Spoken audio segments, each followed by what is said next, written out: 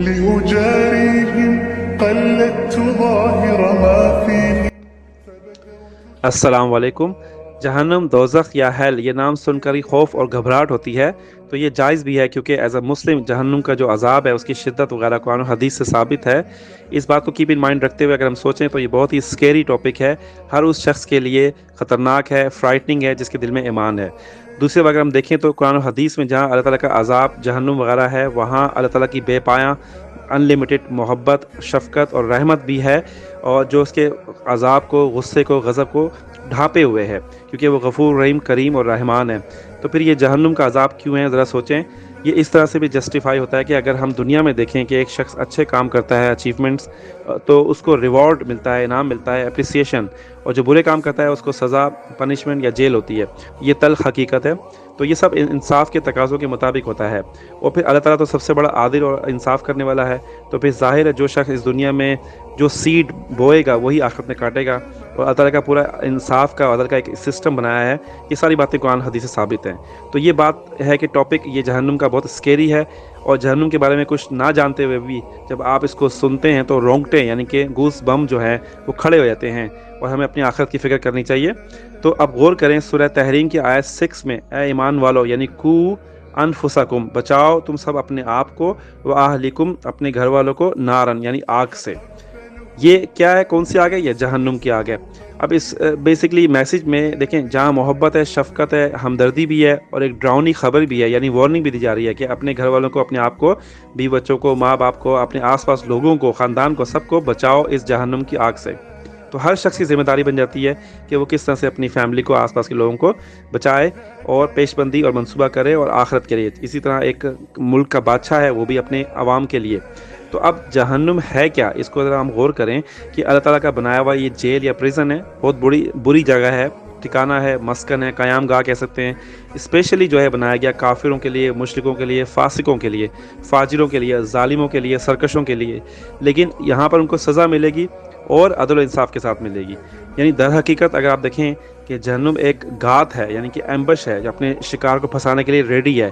سورہ دیکھیں نبا آیت 21 میں کہ اِنَّ جَہَنَّمَ کانت مرصادا، یعنی گھات آگے بیٹھی ہوئی ہے. اب ایک سوال یہ نکلتا ہے کہ مسلمان جہنم میں جائیں گے یا نہیں. تو بیسیکلی اگر کوئی بھی مسلمان جو ہے جس کے گناہوں کا پلڑا روز قیامہ بھاری ہوگا، اس کے نامہ اعمال اس کے بائیں ہاتھ میں دیا جائے گا، تو پھر وہ سزا کا مستحق ڈیزرو ہوگا، تو وہ جہنم میں جا سکتا ہے. لیکن ایک مخصوص مدت ٹائم کے لیے، جیسے ہی وہ ختم ہوگی سزا، وہ جنت میں جا سکتا ہے اور ریڈی ہوگی جنت. تو ایک مختصر ٹائم کے لیے، لیکن الٹیمیٹلی وہ مسلم جنت میں جائیں گے. لیکن اس کے برعکس کافر، مشرک وغیرہ جو ہے ہمیشہ ہی جنت میں جہنم میں رہیں گے، یعنی ابداً ابدا. اور قرآن حدیث میں اگر آپ دیکھیں تو جہنم کے عذاب مختلف انداز میں ہیں. عذاب علیم یعنی دردناک، اور مختلف آیات میں یوم حشر کے دن یعنی خسارے والے دن، نقصان والے لوگ، جو یہ ناکام لوگ، نامراد لوگ جو لوگ ہوں گے، یعنی بائیں ہاتھ والے، ان کے لیے سخت وارننگز ہیں، وعید ہیں، اور جہنم کا جو عذاب ہے ڈیٹیل میں بیان ہوا ہے. اب اگر ہم بات کریں جہنم کی، تو ہمارے دماغ میں جو ہے عذاب علیم یعنی تکلیف دہ، المناک تصویر سی بن جاتی ہے. یعنی ہم تصور کریں کہ وہ کیفیات، فیلنگز ہم سوچ سکتے ہیں، ویژولائز کر سکتے ہیں کہ جیسے فار ایگزامپل دنیا میں آپ دیکھیں سزائیں ملتی ہیں، تو آخرت میں بھی ہمارے اعمال کے جو ریزلٹس ہیں، نتائج ہیں، وہ کن صورتوں میں ظاہر ہوں گے. اس کا حقیقی پرسیپشن یعنی ادراک جو ہے ہماری عقل چھوٹی، ہم نہیں کر سکتے، ممکن نہیں ہے. لیکن قرآن پاک میں اللہ تعالیٰ نے مثالیں دے کر، دنیاوی مثالیں ہمیں سمجھایا ہے کہ اس طرح سے سزائیں ہو سکتی ہیں یا ہوں گی. صرف یہ سمجھیں کہ اس دن ہمارے اعمال کے جو ریزلٹس ہوں گے اس کا اینڈ پوائنٹ کیا ہوگا. جو ناکام لوگ ہوں گے وہ ذلت و خواری اور باعث رنج اور غم اور دکھ اور تکلیف میں ہوں گے، سزا میں ہوں گے. اب آپ غور کریں کہ ہم جیسے آگ کی اگزامپل ہے دنیا میں، اگر ہم دیکھیں کہ آگ جو ہے جیسے ہاتھ ڈالتے ہیں تو کیا ہے، اس کا کام ہی جلانا ہے. تو یہ آگ کیا ہے، اس کی خاصیت ہے کہ یہ ہماری عقل اور سینس کے مطابق ہمیں پتہ ہے کہ یہ جلاتی ہے اور ہمارا ہاتھ جلتا ہے. تو اسی وجہ سے قرآن پاک میں جہنم کی جو آگ ہے، نار جہنم کے الفاظ کثرت سے آئے ہیں، مطلب سخت سزا، تکلیف، اور جیسے ہم دنیا میں فیل کرتے ہیں. اس طرح کی بہت ساری اشیاء دنیا میں آپ دیکھیں، جیسا کہ کڑوا پانی آپ پئیں، ڈرنک کریں، کانٹے دار پھول پودے کھائیں، کیا ہوگا، تکلیف ہوگی نا. یہی قانون قدرت ہے. دنیا میں انسان جو ہے آپ دیکھیں گلی سڑی جو ہے بدبودار زہریلی چیزوں کو نہیں کھاتا، پھر پیاس کے لیے اس کو صاف پانی چاہیے. اگر وہ خاردار سوکھی گھاس کھائے، جیسے سورہ غاشیہ میں دریا، گلے میں اٹکنا ہے، ایسی کھانے کی چیزیں کانٹے دار، اور کھولتا ہوا پانی پیپ غساق یعنی کہ مکسچر جو ہوتا ہے ڈفرینٹ جو مکسچر چیزیں ہیں ان کا گندا پانی. تو وہ جب انسان دنیا میں نہیں کر سکتا تو آپ سوچیں کہ آخرت میں پھر جو سزائیں ہیں اس کے بارے میں کیا حکم ہے. اب جہنم کا عذاب اس کی سزائیں دیکھیں, سب سے ہلکا کیا ہوگا, آگ کے جوتے پہنائے جائیں گے اور پھر دماغ ایسے کھولے گا جیسے چولہا ہوتا ہے اس میں آگ لگی ہوئی ہوتی ہے. پھر اس کے علاوہ سخت سزائیں بھی ہیں. اہل جہنم جو ہوں گے ان کا لباس آگ کا ہوگا, سر کے اوپر کھولتا ہوا پانی جس سے جسم کا گوشت اور کھال گڑ جائے گی یعنی کہ گل سڑ جائے گی. پھر لوہے کے ہتھوڑے اور اس سے سزا ہوگی, کھالیں جلیں گی. سورہ حج دیکھیں آیت 19 میں, سورہ ابراہیم آیت 50 میں ان کا کھانا پینا کانٹے دار درخت زقوم اور پینے کے لیے کھولتا ہوا پانی دیکھیں. سورہ صافات میں دیکھیں آیت 62 to 68 دیکھیں, بڑی خطرناک قسم کی آیات ہیں. سورہ دخان آیت 43 سے 50 تک دیکھیں, اللہ تعالیٰ سے ڈرنا چاہیے. پھر سورہ دیکھیں سواد آیت 57 میں کھولتا ہوا پانی اور پیپ جو ہے اور اس طرح کی بے شمار چیزیں. پھر جہنم کے لوگوں کو بڑے بڑے توق یعنی زنجیروں میں آگ کے شعلوں سے تیار کی گئی ہوں گی. سورہ دہر انسان دیکھیں آیت 4 میں دیکھیں. سورہ غافر آیت 71 میں دیکھیں زنجیروں سے گھسیٹنا. پھر اسی طرح آپ دیکھیں چہروں کو انسان کے جو ہوں گے جو کافر ہوں گے ان کے چہروں کو آگ کے شعلوں سے عذاب دیا جائے گا. ان کے چہرے سیاہ ہوں گے, ان کو گھسیٹنا چہروں سے, یہ سب فیس کے اوپر آئے گا. سورہ نبا آیت 21 میں دیکھیں کہ 27 میں کہ جہنم کی زندگی جو ہے تکالیف عذاب اور پھر ہمیشہ اس میں رہنا اور یہ سب چیزیں آ رہیں گی. پھر جہنم کے جو لوگ ہیں وہ حسرتیں آرزویں ریگریٹ پچھتاوا افسوس کریں گے. بہت سی جگہوں قرآن پاک میں آیا ہے. سورہ زمر آیت 71 میں دیکھیں کہ عذاب جو ہے جس کا ہم تصور بھی نہیں کر سکتے, اور کافر موت کو جو ہے پکاریں گے, سوچیں گے کاش ہم یا لیتنی کنتو ترابا مٹی ہو جاتا. تو یہ سارے عذاب کی بہت ساری شارٹ کٹ میں باتیں بتائی میں نے. غور کریں کہ عالم آخرت میں جو سزائیں ہیں یہ بار بار مادی دنیا کے حساب سے ہمیں سمجھانے کے لیے پیش کی گئی ہیں. یعنی بعض علماء کہتے ہیں, فلاسفر کہتے ہیں کہ یہ مختلف ریزن کی وجہ سے انہیں ایکسیپٹ نہیں کرتے. کیوں؟ اس لیے کہتے ہیں کہ یہ لوگ یہ جو اگزامپل ہیں یہ ہمیں سمجھ نہیں آتی, یہ دنیا سے آخرت کا جو موضوع ہے. لیکن آپ سوچیں کہ آخرت جو ہے وہ کیا ہے, عالم غیب ہے, یعنی ہماری فہم اور عقل سے اوپر ہے. تو جو بھی اللہ تعالیٰ نے سزائیں دینی ہیں وہ دنیاوی حساب سے ہمیں سمجھانے کے لیے اگزامپل دی ہیں. تو بات سمجھنے والی ہے, کوئی شخص برا کام کرے گا اس کے ریزلٹس اور نتائج بھی برے ہی ہوں گے, سزا کے طور پہ اس کو ملیں گے آخرت میں, اور اس کی شدت کو بتانے کے اللہ تعالیٰ نے اگزامپل دی ہیں. اب کچھ فلاسفروں نے یہ بھی کہا ہے کہ جہنم بھی جو ہے اللہ تعالیٰ کی رحمت یعنی ایک شفا خانہ یعنی ہاسپٹل کی طرح ہے. مطلب کیا ہوا کہ مجرموں کو سزا جیسے کڑوی بیماری دی جاتی ہے, ان کو ایک بیماروں کو ہاسپٹل میں داخل کیا جاتا ہے, میڈیسن دی جاتی ہے, اسٹرانگ ان کی سرجری کی جاتی ہے, کاٹا جاتا ہے, ٹریٹمنٹ وغیرہ کیا جاتا ہے اور پھر وہ صحت مند ہو جاتے ہیں, ان کی کرائم ختم ہو جاتے ہیں. تو اسی طرح مجرموں کو جیل میں یعنی کہ جہنم میں ڈالا جائے گا اور پھر ان کی سزائیں ختم ہوں گی, وہ ٹھیک ہو جائیں گے. یہ مثال لاجیکل ہے, سینسیبل ہے یا نہیں, اس کو جہنم کا شفا خانہ یا ہاسپٹل کہنا یہ عقل سے اوپر کی باتیں ہیں. کیونکہ اینڈ آف دا ڈے اعمال بد جس نے کیے ہوں گے اس کو سزائیں اور اس کو بیماریوں کی طرح ٹریٹ کرنا, یہ بات سمجھ نہیں آتی. بڑی عجیب سی مثال ہے.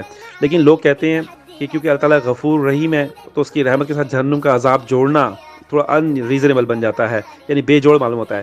لیکن بات سمجھ میں یہ آنے والی ہے, جو غور کی بات ہے, کہ اللہ کی رحمت تو بے پناہ ہے, مگر ساتھ ساتھ اللہ تعالیٰ کی سزا اور جزا کا جو یوم حساب میں اللہ تعالیٰ نے انصاف کا جو عدل کا سسٹم بنایا ہے اس پہ بھی ذرا غور کریں.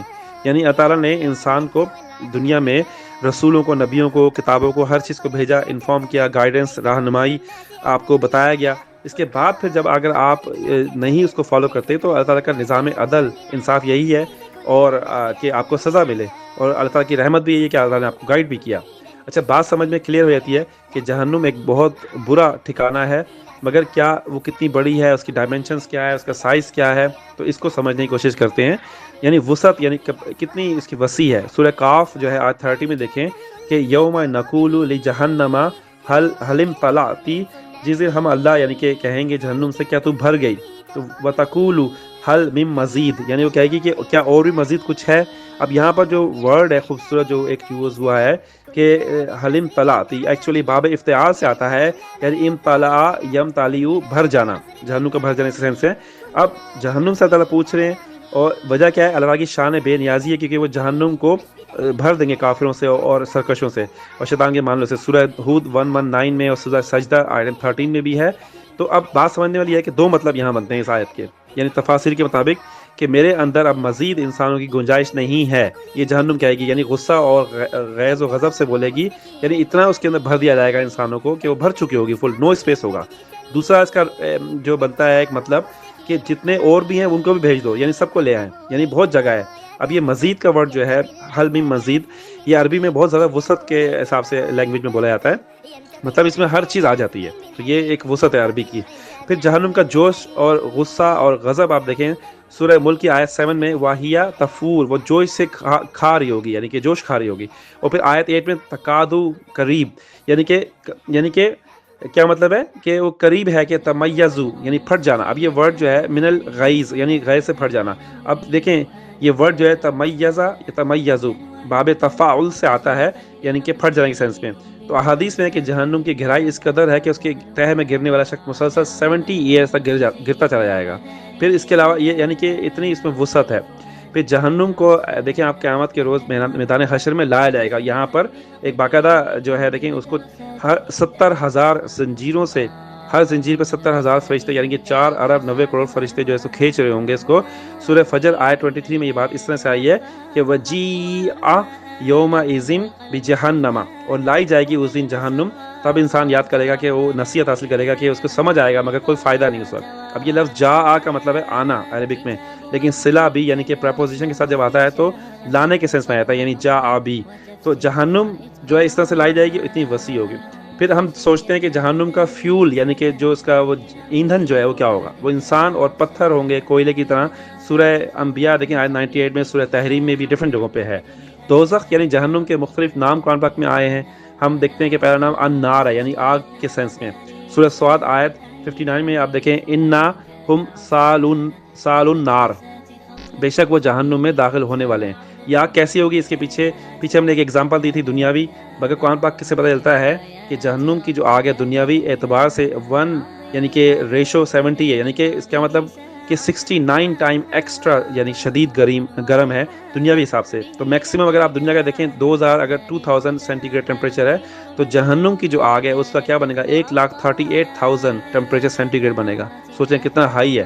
پھر سورہ اعلیٰ آیت 12 میں اس آگ کو النار الکبریٰ یعنی کہ مؤنث ہے، کبریٰ بہت بڑی یعنی آگ کہا گیا ہے۔ سورہ ہمزہ دیکھیں آیت 6 میں نار اللہ الموقدۃ التی، یعنی کیا مطلب اللہ کی بھڑکائی ہوئی آگ ہوگی جو ان کے تو لتی تطالیع علی الافئدہ، یعنی ان کے دلوں میں جہاں، اور افئدہ کا ورڈ جو ہے جہاں پر خواہشات، جذبات، نیتیں، عقائد، ارادے انسان کے ہوتے ہیں، وہاں تک وہ آگ جائے گی جلانے کے لیے، یعنی یہ تک کہا گیا ہے۔ اور پھر ساتھ ساتھ یہ بھی کہا اس آگ کے شعلے جو ہیں وہ ستونوں والے، انہیں کافروں کو باندھ دیا جائے گا ان کے ساتھ، اسی آیت میں آگے۔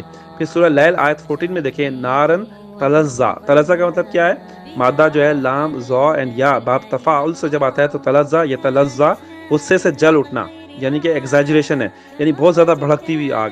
پھر سورہ غاشیہ آیت 4 میں دیکھیں آپ کہ نارن حامیہ، یعنی حامیم یا ہے باب سمیہ سے کسی چیز کا بہت زیادہ تیزی سے گرم ہونا، اس میں فاعل ہے۔ تو اب وہ آگ کے شعلے جو ہے بڑھیں گے، شدید تیز گرم ہوں گے۔ سورہ معارج میں آیت دیکھیں کہ 15-16 میں کہ انہا لظا، یعنی باب سمیہ سے لام ذا یا مادہ ہے، لظا یلظا آگ کا شعلہ بھڑکنا سینس میں۔ سورہ بلد آیت 20 میں دیکھیں علیہم نارن موصداتن، یعنی کیا مطلب ہے ان پر آگ چھائی ہوگی، یعنی کو گھیرے ہوئے ہوگی آگ چاروں طرف سے ستونوں میں۔ اب سوچنے کی بات ہے کہ اگر انسان کو محض جلانا ہی ہوتا، ختم کرنا ہوتا، تو اس دنیا کی آگ کافی تھی، لیکن اس آگ کے باوجود شدت کے سب کچھ انسان کو ختم نہیں کرنا، اللہ تعالیٰ نے سسٹم ایسا بنایا ہوگا کہ نہ وہ جئیں گے نہ مریں گے۔ سورہ مدثر آیت 28 میں لا تبقی ولا تذرو، نہ باقی رہے نہ چھوڑے، یعنی سورہ اعلیٰ آیت دیکھیں 13 میں ثم لا یموت فیہا ولا یحیا، یعنی وہ اس آگ میں نہ مریں گے نہ جئیں گے۔ جہنم ایک اور ورڈ جو قرآن پاک میں یوز ہوا ہے، یہ فارسی کا لفظ ہے۔ اب عقوبت خانہ یا جیل، سزا، اس سینس میں اس کا استعمال ہے، اور بری جگہ یعنی بری جگہ کے سینس میں۔ سورہ نبا آیت 21 میں اور بہت ساری جگہوں پہ آیا ہے۔ پھر ایک اور ورڈ قرآن پاک میں جہیم کا ورڈ آیا ہے، یعنی جہما، شیر کا تیز آنکھوں سے گھورنا یا دیکھنا، اور آگ کا بھڑکنا، یعنی گڑھے کے اندر یعنی کہ دہکتی ہوئی سخت آگ۔ سورہ دخان آیت 47 میں ہے، سورہ نازعات آیت 36 میں ہے اس لفظ کے بارے میں۔ پھر ایک ورڈ قرآن پاک میں جہنم کا سکر آیا ہے، یعنی کہ سورج کا کس کو جھلسا دینا، سخت گرمی تپش جو جسم کو جھلسا دے۔ سورہ مدثر آیت 27 میں ہے، سورہ قمر آیت 48 میں بھی ہے۔ پھر کھال کا جھلسا دینے کا مطلب کیا ہے، انسان جسم میں آپ دیکھیں چہرہ، اس کی کھال سب سے فرنٹ پہ ہوتے ہیں، یعنی سینسیٹیو ہوتے ہیں، اور کھال میں وہ سب سے فیس اس کا جو ہے سب سے زیادہ سینسیٹیو سینس ہوتے ہیں جہاں تکلیف اور اس کا احساس ہوتا ہے۔ پھر ایک اور ورڈ قرآن پاک میں سعیر کا ورڈ آیا ہے، یعنی کہ آگ کا بھڑکانا، تیز کرنا، ہر دم بھڑکتی ہوئی آگ۔ سورہ دیکھیں نساء آیت 10 میں ہے، سورہ شورى آیت 7 میں یہ ورڈ آیا ہے۔ پھر ایک اور جو ورڈ جہنم کا دار البوار، یعنی کہ تباہی کا گھر، یعنی سورہ ابراہیم 28 آیت میں آیا ہے۔ اب دیکھیں جہنم کے ہم نے نام دیکھ لیے، اس کی جو ہے جو کیپیسٹی دیکھ لی، اس کے جو عذاب ہیں، سزائیں دیکھ لی۔ جہنم کے مختلف لیولز یا طبقات بھی ہیں، یعنی غوا کے سینس میں آیا ہے کہ گمراہ ہونا، یہ ایک ایسی وادی ہے جہاں انسان کو ڈالا جائے گا، سورہ مریم آیت 59 میں۔ پھر ویل جہنم کی ایک وادی ہے جہاں پر ہلاکت اور بربادی کے سینس میں ہے، جہنم خود اس سے پناہ مانگتی ہے۔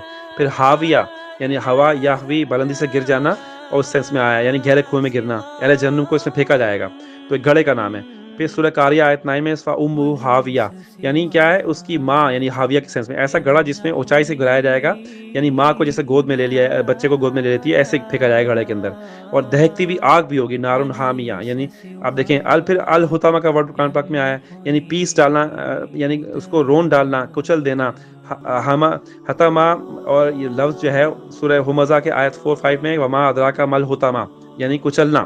تو یہ جو بھی چیز میں پھینکی جائے گی اس وادی میں یا اس جگہ پہ گھڑے میں، وہ اتنی شدت ہوگی آنکھی کے توڑ موڑ کے پیس دے گی اس کو، اور پھر اللہ تعالیٰ کی آگ ہوگی اس کے اندر۔ پھر جہنم کے فرشتوں کا مینشن کیا گیا قرآن پاک میں ڈیفرنٹ جگہوں، سورہ تحریم میں دیکھیں کہ سخت جو ہے وہ دل والے، شداد اور زور آور اور مضبوط فرشتے ہوں گے۔ اور پھر سورہ مدثر آیت 30 میں جہنم پر 19 فرشتے جو ہوں گے وہ اس پہ اس کے نگراں ہوں گے۔ سورہ ملک آیت 8 میں دیکھیں جہنم کے فرشتے نگباں جو چوکیدار کے جیسے ہوں گے، یعنی خزناتها، جہنم کے فرشتے لوگوں سے پوچھیں گے تمہارے پاس کوئی وارننگ دینے کے لیے آیا نہیں آیا، اور سورہ زمر میں بھی یہی ہے، تو بولیں گے ہاں لیکن ہم نے مانا نہیں۔ پھر اسی طرح زبانیہ، یعنی یہ وہ جہنم کے فرشتے ہیں جو پولیس کی ٹائپ کے ہوں گے، جو دھکیل کے لوگوں کو لے کے جائیں گے جہنم کی طرف۔ سورہ الگ آیت 18 میں دیکھیں سند الزبانیہ۔ پھر مالک، یعنی کہ جہنم کے فرشتوں کے جو سردار کا نام ہے، سورہ زخرف آیت 77 میں جہنم پکاریں گے وَنَادُوا یا مالک، اور جہنم کی آگ کو بھڑکانا بڑھانا یہ بھی انہی کا کام ہوگا، مالک کا۔